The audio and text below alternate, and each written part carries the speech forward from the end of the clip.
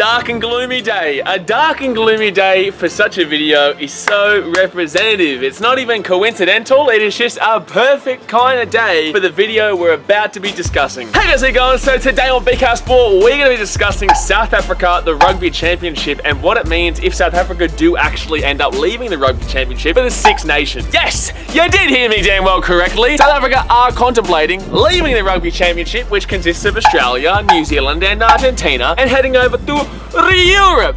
Yes, my friends, Europe. South Africa want to head over there, and for good reason. And we'll get into that in a minute, but it is for good reason. The Six Nations obviously includes teams like France and Italy and England and Wales, Ireland, but it is a gloomy day. It is a gloomy day. It is basically raining. It's not raining just yet. It's a little bit raining, a little bit, so please feel sorry for me. But let's get into the video, guys, and let's talk about if South Africa are going to leave the Rugby Championship and what it would mean if they did leave the Rugby Championship.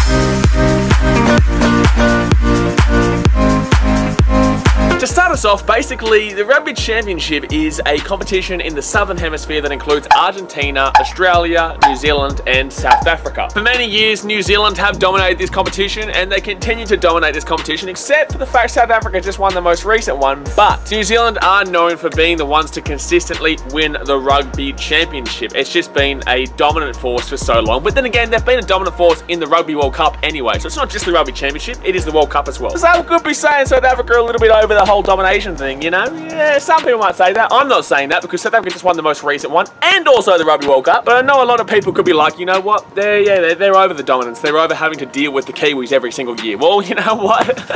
I'm Australian, all right? We have to deal with Kiwis every single year too, all right? And we can't do nothing about it. Shut your mouth. In comparison, the Northern Hemisphere has the Six Nations, which consists of England, Wales, Ireland, Scotland, France, and Italy. However, there was actually talks that Italy could be removed from the Six Nations due to the fact that they continuously struggle to compete. But instead of this happening, I believe that they want to now create a Seven Nations with obviously South Africa, which would consider that conversation done basically. Italy would be staying in the competition and effectively create a Seven Nations tier competition with South Africa. Now the reason why this is very understandable on South Africa's part is the fact that European time zone is pretty much the exact same as South Africa. So when they're playing a primetime game overseas, say in France or England or Italy, you know, it's pretty much the same time zone as South Africa. The people don't have to wake up at 2, 3 in the morning to watch the Springboks play, because when they play Australia or New Zealand and Australia, New Zealand, that's the time zone that they pretty much have to get up at. Instead, they can watch it at prime time, which is just perfectamundo. Along with this, they've got a much more expansive audience in Europe, along with the fact of much heavier sponsorship and much heavier financial gain. Plus,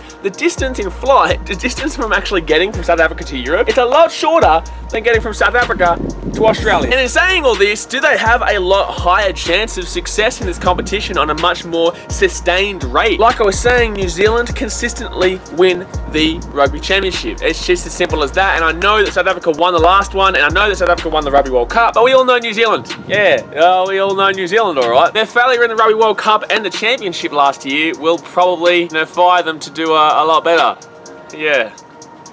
Yeah, I'm not looking forward to that. The main thing, besides all the time zone and the logistics of the actual games itself, I want to talk about sponsorship and the lucrative deals that South Africa can actually maintain by making this transition. Europe obviously has a much larger population, especially when you combine all the countries that we've spoken about in comparison to the countries in the Rugby Championship. There are simply a lot more eyes on the Six Nations than there are the Rugby Championship. Australia has 25 million. I'm not too sure what the population of New Zealand is, but it's not that high. Although every single person in New Zealand basically watches it. When you look at Australia, obviously the success rate of Australia, we've got like 26 million people in the country, you know, 2.5 people watch this, watch Australia play. You know, look, we haven't had that much success rate lately, so 2.5 people wouldn't surprise me. But no, I wouldn't say a high population would watch it. I would say that maybe less than 500,000 people would probably watch a Wallabies game. Gotta be realistic with this, and I feel like it'd be less than 500,000 in total. And with New Zealand, let's go and say they have a population of what, 4 million, 5 million, 2 million would more than likely be watching the All Blacks play. That's half. That's a lot of people. So I'm probably overestimating there, but New Zealand do love their rugby. It is a massive rugby nation. In comparison to the likes of England or Italy or France or Wales or Ireland, I don't know the populations of all these countries, 50, 80 million population. The point of the matter is that they have a lot better chance of watching more games at a higher success rate than you do in the Rugby Championship. Along with this, European financial game is just through the roof. And I just feel like South Africa are really going to benefit from this behind closed doors rather than on the field. I feel like they would benefit on the field. I think they'd lose a lot of quality because I feel like going up against New Zealand and Australia, and I know Australia isn't exactly in the best time right now, but New Zealand and Australia are really good competition for South Africa to consistently go up against. I just feel like it's not going to be the same. It's going to be really a different style preparation and setup than it would be when they're playing England and Wales and Ireland and France. It's just a completely different setup. And I feel like they may actually regress a little bit. I'm not gonna lie, I feel like they may actually regress a little bit in regards to their preparation for, say, the World Cup. But in arguing that, I guess this does mean, like,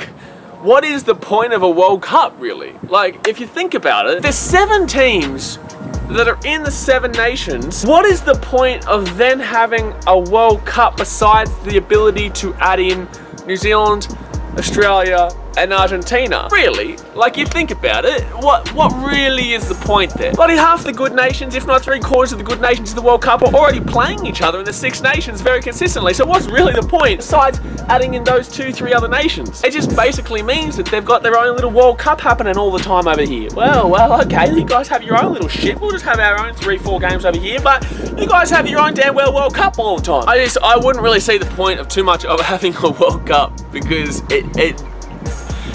you may as well just have a yearly competition of the world teams. You may as well just have like a league competition, in my opinion. Really, like, you may as well just have like a New Zealand and a Fiji, Australia, Ireland, Wales, Italy, France, bloody England, you know, all the teams, South Africa, all the teams, and just chuck them into a league format World Cup, really. And I feel like that'd probably, well, that would completely dwarf the Super Rugby, I guess. But in the same sense, I just feel it's warranted because with this 7 nations format, we're going to see basically half the teams already in that kind of format. So it doesn't make sense for a World Cup specific every 4 years when we can do it on a consistent basis. Logistics are a problem, but I guarantee they're able to figure something out if, for example, South Africa are able to make this transition and all these teams are able to do this on a consistent basis. I feel like that is the path we're heading down. My thoughts are, could this be the beginning of a global championship? That would be very exciting, very interesting. It would effectively remove a World Cup. It would just mean that there is a league competition on a yearly basis. I think that would be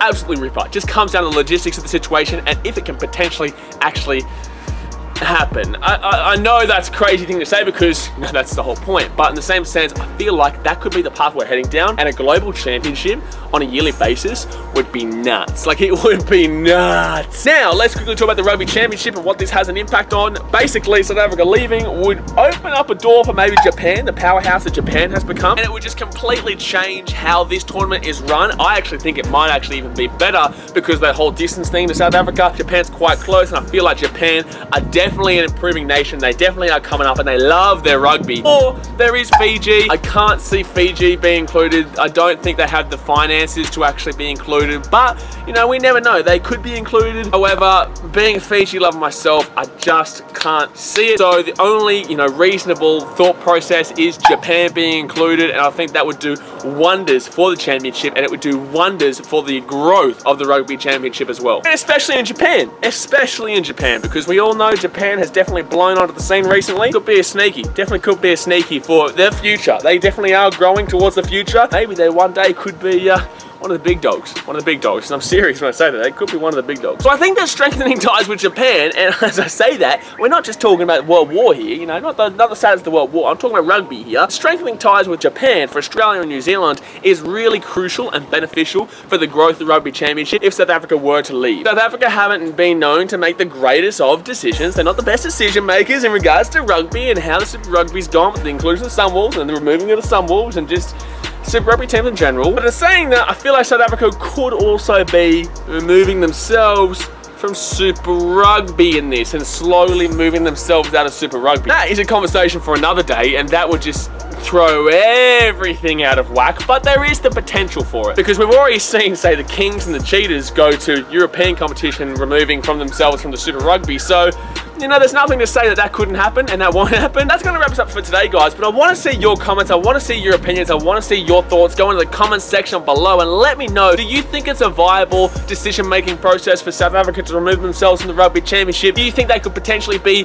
taking themselves out of the Super Rugby as well? What do you think for the Rugby Championship? Do you think this is good? Should we include Japan? Potentially Fiji? Doubtly Fiji. But should we start thinking about opening it up? What about a global championship? Do you think that's viable? What about the logistics of that one? Do you think that's actually a possibility? There is a lot of discussion points and I want to see what your thoughts are. So go on in the comment section below and let me know your thoughts. I am very eager to see them. But like I said, guys, that will do us. If you did like this video, please give me a thumbs up so I know you're enjoying this content. If you are a big rugby fan or just a big sport fan in general, please go down there right now, hit that subscribe button, join the BK Army, and while you're there, hit the little ding-a-ling-a-ling notification bell so you get notifications every single time we upload. And I started this video off by saying it's gloomy, but after discussing it, do you feel like it's gloomy? Do you feel like this situation is gloomy for the Rugby Championship? I don't know. I think there could actually be some benefits to this. That will do us for today, guys. Thanks for watching. Catch you later. See ya.